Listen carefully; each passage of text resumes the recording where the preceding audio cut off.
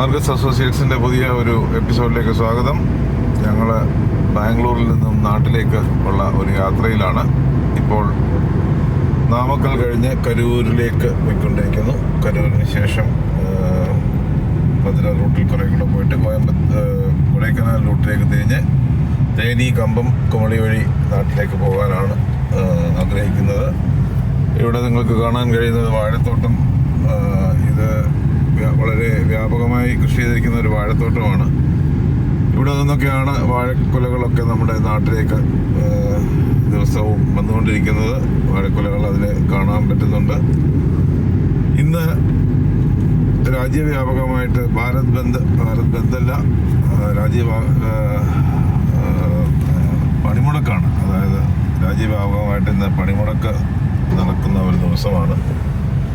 അത് കേരളത്തിൽ പൊതുവെ പണിമുടക്കെന്ന് പറഞ്ഞാൽ ബന്ദിന് സമാനമായ പ്രതീതിയാണ് ഉണ്ടാവുക. ഞങ്ങൾ ഇന്ന് രാവിലെ നാട്ടിലേക്കൊന്ന് പുറപ്പെടാൻ വേണ്ടി പ്ലാൻ ചെയ്തപ്പോൾ ഒരു അത്യാവശ്യം ഉണ്ടായി. പ്ലാൻ ചെയ്തപ്പോൾ ഇന്നലെ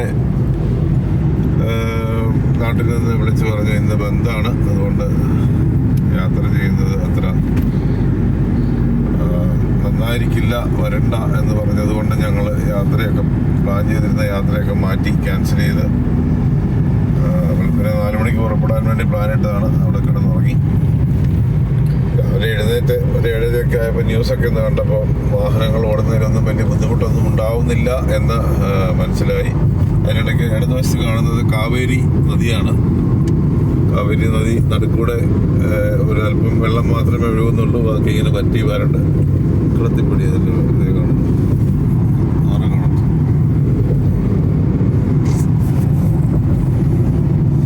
അതിൻ്റെ കൈവരി മാത്രമേ കാണുന്നുള്ളൂ ബ്രിഡ്ജിൻ്റെ.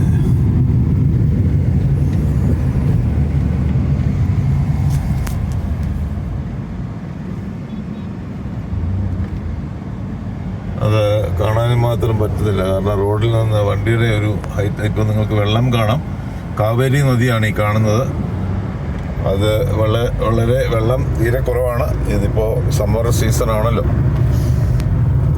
അപ്പോൾ ഇപ്പം ഇത് കാണിക്കാൻ ഉദ്ദേശിച്ചത്, ഇന്ന് രാജ്യവ്യാപകമായി പണിമുടക്ക് നടക്കുന്നുണ്ടെങ്കിലും ജനജീവിതത്തെ അത് കാര്യമായി ബാധിച്ചിട്ടില്ല എന്നുള്ളത് നിങ്ങൾക്കൊക്കെ ഈ റോഡിലെ തിരക്കൊക്കെ കാണുമ്പോൾ മനസ്സിലാകും.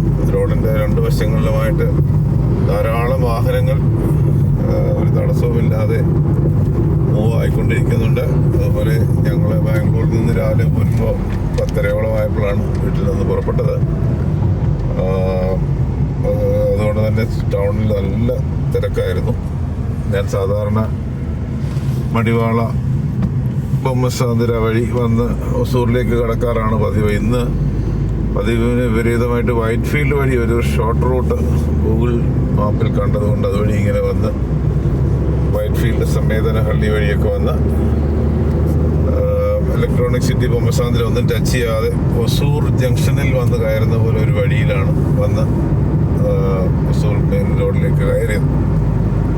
അപ്പോൾ നമ്മൾ വൈറ്റ് ഫീൽഡിൻ്റെ റെയിൽവേ സ്റ്റേഷൻ്റെ സമീപത്തായിട്ട് ഒരു വലിയ മാർക്കറ്റിലൂടെ കടന്നു വരേണ്ടതായിട്ട് വന്നു. മാർക്കറ്റിൽ വളരെയധികം തിരക്കും ധാരാളം വാഹനങ്ങളും ജനങ്ങളും വണ്ടി കടന്നു വരാൻ വയ്യാത്തത്ര തിരക്ക് ഉണ്ടായിരുന്നു.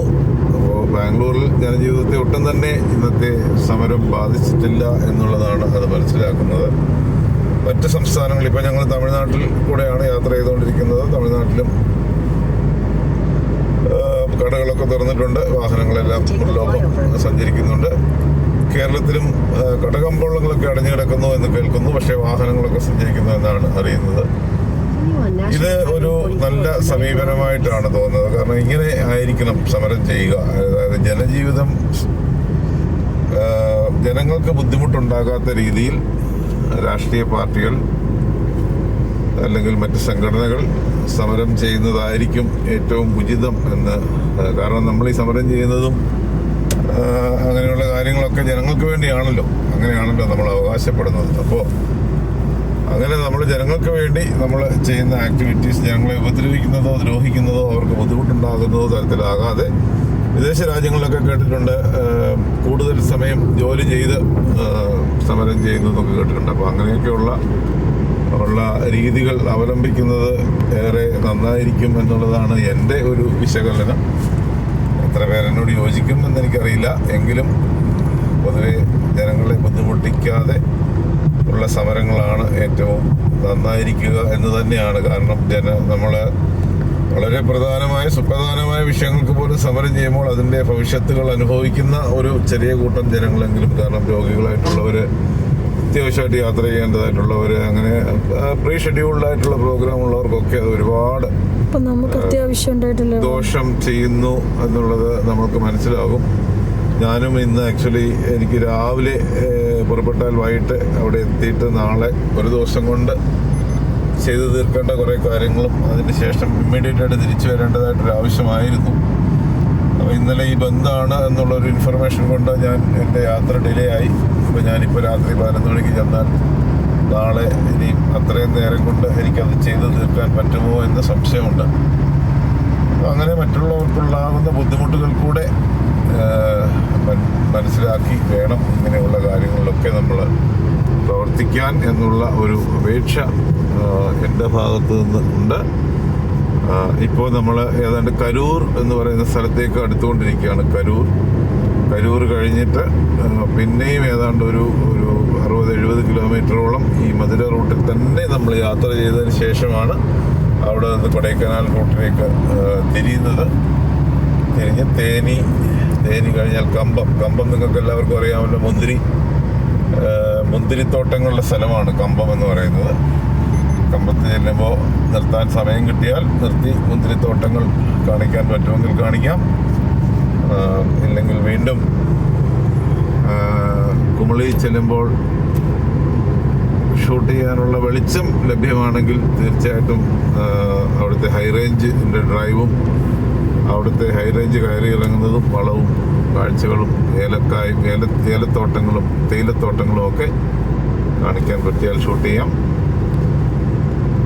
ഞങ്ങളുടെ വീഡിയോ ഇഷ്ടമായാൽ ലൈക്ക് ചെയ്യുകയും ഷെയർ ചെയ്യുകയും ചെയ്യുമല്ലോ. ചാനൽ സബ്സ്ക്രൈബ് ചെയ്തിട്ടില്ലാത്തവർ സബ്സ്ക്രൈബ് ചെയ്താൽ ഞങ്ങളെ നോട്ടിഫിക്കേഷൻ ലഭിക്കുന്നതാണ്. ഞങ്ങളൊരു കൊമേഴ്ഷ്യലായിട്ട് അതിങ്ങനെ ഒരുപാട് വീഡിയോ ഒന്നും ചെയ്യുന്ന ആൾക്കാരൊന്നുമല്ല. ഇങ്ങനെയൊക്കെ യാത്രകളിലും പോകുമ്പോഴും കുറച്ച് ടെറസ് ഗാർഡനിങ്ങും അങ്ങനെയൊക്കെയുള്ള ജനങ്ങൾക്ക് ഉപകാരപ്രദമായ ചില കാര്യങ്ങളൊക്കെയാണ് വീഡിയോയിൽ ഉൾപ്പെടുത്താറുള്ളത് പൊതുവെ.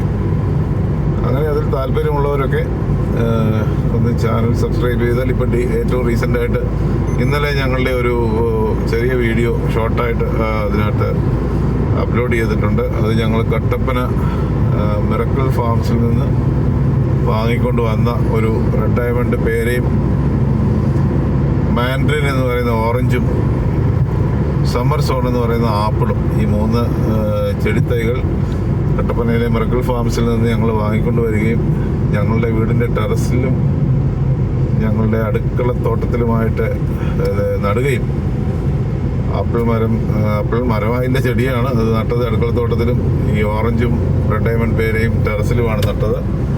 3ഉം കായ്ച്ചു നിൽക്കുന്ന ഒരു ചെറിയ വീഡിയോ ഞങ്ങൾ ഇന്നലെ ഞങ്ങളുടെ ചാനലിൽ അപ്ഡേറ്റ് ചെയ്തിട്ടുണ്ട്. ആർഗസ് അസോസിയേറ്റ്സ് എന്നുള്ള പേരിലുള്ള ചാനലാണ് ഞങ്ങളുടേത്. താല്പര്യമുള്ളവർക്ക് അതിൽ പോയാൽ അതിൻ്റെ വീഡിയോസ് കാണാവുന്നതാണ്. വീണ്ടും ഒരു വീഡിയോയുമായി കാണുന്നതിന് വരെ എല്ലാവർക്കും താങ്ക് യു.